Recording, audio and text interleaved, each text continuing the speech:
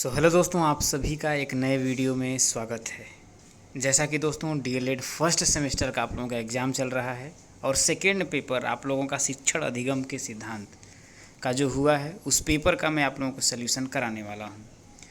इससे पहले जो आप लोगों का पेपर हुआ है बाल विकास, उसका हमने कंप्लीट सल्यूशन कराया है। अगर आप लोगों ने नहीं देखा है तो देख लीजिएगा। चलिए शुरू करते हैं। आज आप लोगों का दोस्तों थोड़ा सा ये टफ पेपर था। क्वेश्चन नंबर फर्स्ट था, शिक्षण पुनर्वलन की आवश्यकताओं का क्रम है, किसका कथन है? तो ये आप लोगों का कथन है बीएफ स्किनर का। आगे बढ़ते हैं।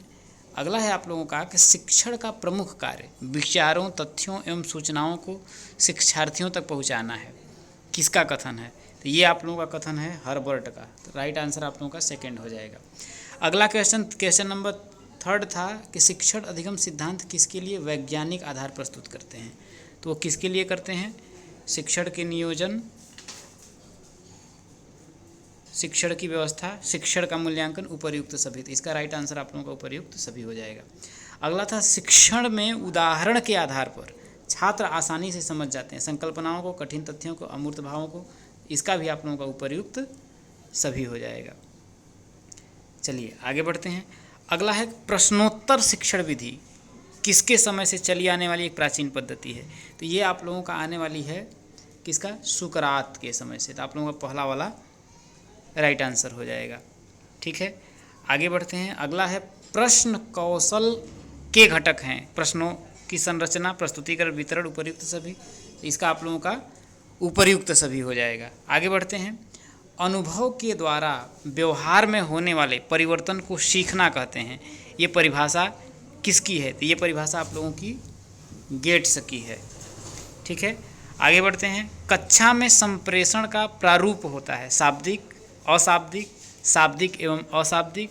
तो शाब्दिक एवं अशाब्दिक आप लोगों का दोनों होता है। ठीक है, तीसरा सही हो जाएगा। आगे बढ़ते हैं। ज्ञात से अज्ञात की ओर, सूत्र की ओर सबसे पहले किसने ध्यान आकर्षित किया था? तो किया था किसने आपका? देखिए, ज्ञात से अज्ञात की ओर स्पेंसर ने। किसने? स्पेंसर ने। ठीक है, आगे बढ़ते हैं। अगला क्वेश्चन है आप लोगों का कि विद्यालय पर्यटन सर्वप्रथम किस शिक्षा शास्त्री की देन है? तो किसका है? देखिए, विद्यालय पर्यटन ये पीएन रॉय का। किसका? पीएन रॉय का। आगे बढ़ते हैं। अगला क्वेश्चन था आप लोगों का कि शिक्षण प्रक्रिया को कौशल के रूप में किस संस्था ने सर्वप्रथम अध्ययन किया था? किसका? शिक्षण प्रक्रिया को कौशल के रूप में तो किसने किया था? तो आप सभी जानते हैं स्टैनफोर्ड विश्वविद्यालय। किसने? स्टैनफोर्ड विश्वविद्यालय। अगला, जब छात्र टॉक और चाक। किसने? जब छात्र टॉक और चाक से नहीं समझते तो शिक्षक प्रयोग करता है। तो किसका करता है दोस्तों? सहायक सामग्री का। किसका? सहायक सामग्री का। अगला क्वेश्चन नंबर 13, छात्रों में क्रियाशीलता का आंदोलन सर्वप्रथम किसने किया था? किसमें? छात्रों में क्रियाशीलता किसने किया था आप लोगों का? तो रूसो ने किया था। किसने दोस्तों? रूसो ने। क्वेश्चन नंबर आप लोगों का 14, शिक्षण अधिगम सामग्री का कक्षा में प्रयोग करना चाहिए। तो आप लोगों का हो जाएगा आवश्यकता अनुसार, भाई जितना चाहिए उतना। अगला आप लोगों का रुचि एक ऐसी प्रेरक शक्ति है जो हमें किसी व्यक्ति, वस्तु अथवा क्रिया के प्रति ध्यान देने हेतु प्रेरित करती है। ये किसका कथन है? तो क्रो एंड क्रो का ये कथन है। किसका? क्रो एंड क्रो का। तो 15 में से आप लोगों के कितने सही हुए हैं कमेंट करके आप जरूर बताइएगा। आगे बढ़ते हैं दोस्तों। क्वेश्चन नंबर 16 क्या था? अशाब्दिक संप्रेषण क्या है? तो दोस्तों अशाब्दिक संप्रेषण का मतलब हो गया वाणी से, मुख से और स्पर्श के द्वारा अगर आप बातचीत करते हैं उसे अशाब्दिक संप्रेषण कहते हैं। ठीक है, अगला है कि लघु क्षेत्रीय पर्यटन से क्या अभिप्राय है? लघु क्षेत्रीय पर्यटन का मतलब हो गया अपने आसपास, अगल बगल के क्षेत्रों में आप जाएं जहां पर आप लोगों का खर्चा बहुत ज़्यादा न लगे। अगला है बाल केंद्रित शिक्षण की विशेषताएं लिखिए। बाल केंद्रित शिक्षण का मतलब क्या होगा? केंद्र में आपका क्या होना चाहिए? बालक होना चाहिए और बालक का सर्वांगीण विकास होना चाहिए। ठीक है, अगला है आप लोगों का दृष्टांत कौशल क्या है?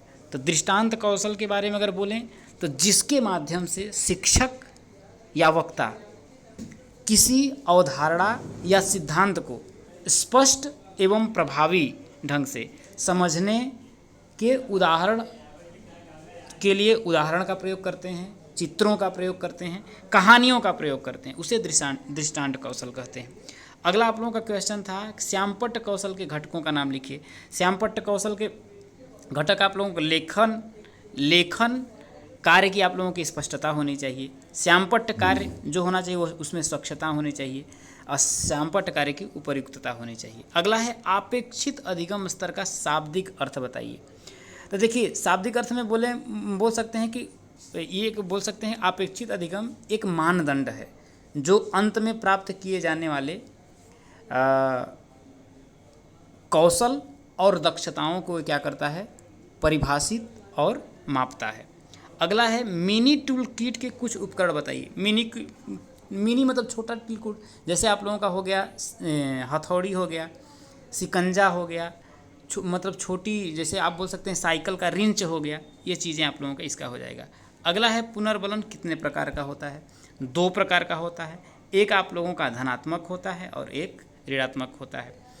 अगला है कि फ्रॉबेल के अनुसार क्या है दोस्तों, कि फ्रॉबेल के अनुसार शिक्षण सूत्र क्या है। तो फ्रॉबेल के अनुसार शिक्षण सूत्र क्या होगा आपका, देखिए अधिक से अधिक पाना, न कि अधिक से अधिक खोना, ये आप लोगों का है। अगला है क्रियात्मक परक शिक्षण किस सिद्धांत पर आधारित है। तो क्रियात्मक परक शिक्षण किस पर, गतिविधि और क्रियाशीलता पर आधारित है। किन्हीं 2 नवीन शिक्षण विधियों का नाम बताइए। किन्हीं 2 नवीन शिक्षण विधियों, जैसे सहभागी शिक्षण विधि हो गया और क्रियापरक शिक्षण विधि हो गया।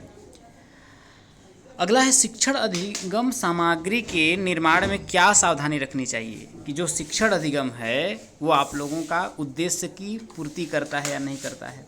दूसरा, उत्पादन लागत जो है, उत्पादन लागत का जो मूल्य हो आप लोगों का बहुत ही कम आए। अगला आप लोगों का क्वेश्चन था क्वेश्चन नंबर 28 कि सूक्ष्म शिक्षण की परिभाषा लिखिए। तो सूक्ष्म शिक्षण के क्या है, छोटी कक्षा को थोड़े समय में पढ़ाना, ये आप लोगों का सूक्ष्म शिक्षण हो जाएगा। शैक्षिक उद्देश्यों को प्रमुखतः किन 3 पदों में बांटा जाता है। तो किसमें देखिए शैक्षिक उद्देश्यों को, पहला संज्ञानात्मक, दूसरा भावात्मक, तीसरा क्रियात्मक, ठीक है।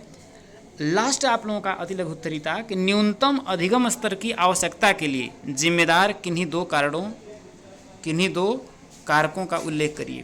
तो पहला छात्रों की कठिनाई का निराकरण, दूसरा शिक्षण अधिगम की उपर्युक्त विधि में सहायता ये करता हो।